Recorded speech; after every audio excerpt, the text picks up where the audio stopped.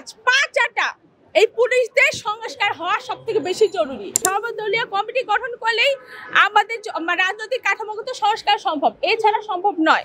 আমরা যেন একটা সুন্দর স্নিগ্ধ বাংলাদেশ পাই, সেই লক্ষ্যে আমরা এখন এগিয়ে যাচ্ছি আমাদের 13 দফা প্রস্তাবনা নিয়ে। তো আমাদের 13 দফা প্রস্তাবনাগুলো হচ্ছে যে আমাদের 13 দফা প্রস্তাবনার মধ্যে একটা হচ্ছে রাজনৈতিক কাঠামো সংস্কার। তো রাজনৈতিক কাঠামো সংস্কারের মধ্যে আরো কয়েকটা ভাগ আছে, সেটা হচ্ছে যেমন ধরেন সর্বদলীয় জাতীয় কমিটি গঠন, তত্ত্বাবধায়ক সরকার, রাষ্ট্রপতি ও প্রধানমন্ত্রীর ক্ষমতা ভারসাম্য, আর আওয়ামী লীগ রাজনৈতিক দল সমূহ অভ্যন্তরীণ সংস্কার। এখন আমি এই চারটে সম্পর্কে একটু বলি। আমরা রাজনৈতিক কাঠামোগত সংস্কার কেন চাচ্ছি, সর্বদলীয় জাতীয় কমিটি গঠন কেন চাচ্ছি এবং তত্ত্বাবধায়ক সরকার কেন চাচ্ছি, এই বিষয়ে আমরা একটু বলবো। রাষ্ট্রপতি ও প্রধানমন্ত্রীর ক্ষমতার ভারসাম্য, রাজনৈতিক দলসমূহের অভ্যন্তরীণ সংস্কার, এগুলো তখনই সংস্কার হবে যখন আমরা রাজনৈতিক কাঠামোগত সংস্কার করতে পারবো। তো এই জন্য আমরা শুরুতে রাজনৈতিক কাঠামোগত সংস্কার চেয়েছি এবং সর্বদলীয় জাতীয় কমিটি গঠন করতে চাচ্ছি। এই জন্য চাচ্ছি সর্বদলীয় কমিটি গঠন করলেই আমাদের রাজনৈতিক কাঠামোগত সংস্কার সম্ভব, এছাড়া সম্ভব নয়। তারপর তত্ত্বাবধায়ক সরকার। তত্ত্বাবধায়ক সরকার আমাদের যে ফ্যাসিবাদী সরকার শেখ হাসিনা, তিনি তত্ত্বাবধায়ক সরকার তার নিজের স্বার্থ হাসিল করার জন্য, স্বৈরাচারিতা করার জন্য তিনি এই তত্ত্বাবধায়ক সরকার টপিকটাকে নির্মূল করে দিয়েছিলেন সংবিধান থেকে। তো সেইটাকে আমরা আবার ফিরে চাচ্ছি, কারণ তত্ত্বাবধায়ক সরকার ছাড়া কোনো নির্বাচন সুস্থ এবং সুস্থ হইতে পারে না, যার কারণে আমরা আবার তত্ত্বাবধায়ক সরকার চাচ্ছি।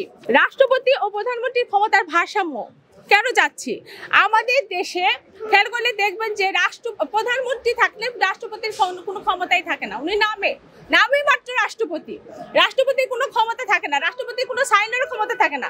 রাষ্ট্রপতি যদি কোনো সাইন না করেন 90 দিন পার হলে ওইটা অটো সাইন হয়ে যায়, এটাই সাংবিধানিক রুল করা। কিন্তু রাষ্ট্রপতির যদি ক্ষমতা নাই থাকে তাহলে রাষ্ট্রপতি দিয়ে রাখছে কেন?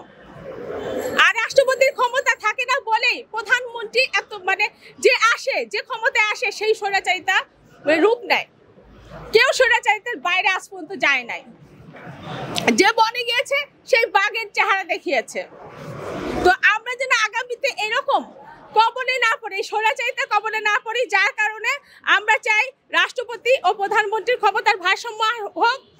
14 দলীয় জাতীয় পার্টি, এই যে আমাদের যে গত 15 বছর আমরা যে ভুক্তভোগী হয়েছি, এতে এই যে জাতীয় পার্টি এবং 14 দল এরা যদি সাপোর্ট না করতেন তাহলে কিন্তু এই স্বৈরাচারিতা করার সাহস এবং সুযোগ এই শেখ হাসিনা পেতেন না। তো যার কারণে এই আওয়ামী লীগের সঙ্গে সঙ্গে আমরা 14 দল এবং জাতীয় পার্টিরও আমরা শাস্তির আওতায় আনার জন্য এবং আইনের আওতায় আনার জন্য আহ্বান করছি। প্রশাসনিক সংস্কার, আমাদের দেশে স্বৈরাচারিতা বলেন, তারপরে এই যে ভোটাধিকার হরণ বলেন, যত ধরনের অকারেন্স আছেন, এইগুলো সবকিছু নির্মূল করতে হলে সর্বপ্রথম প্রশাসনিক সংস্কার করতে হবে। প্রশাসনিক সংস্কার না করলে আমাদের এই সংস্কারগুলো হবে না। গত 15 বছরে আমরা সর্বোচ্চ সবথেকে বেশি অত্যাচারিত হয়েছি, জুলুম হয়েছি পুলিশের দ্বারা হয়েছি। পুলিশ যদি আমাদের নিরাপত্তা দিত তাহলে এই স্বৈরাচারের জন্ম হইতো না। এই পুলিশ ছিল, এখনো পুলিশ হচ্ছে একটা সার্টিফিকেটধারী একটা সন্ত্রাস, সেই সন্ত্রাসের রূপ দেখিয়েছে। যদি আমরা এই গত 15 বছর একটা কথা বলতে চাইছি, পুলিশ এসে বাধা দিয়ে বলছে, কি বলছে, আওয়ামী লীগের পোলাপানি এসে যদি আপনাদের হাড্ডিগুটি ভেঙে দেয় কি করবেন? পুলিশ যদি এই ধরনের কথা আমাদেরকে বলে তাহলে তোরে পুলিশ রাখছি কেন? তোরে বেতন দিয়ে রাখছি কেন? তোরে বেতন দিয়ে রাখছি না আমাদের নিরাপত্তার জন্য।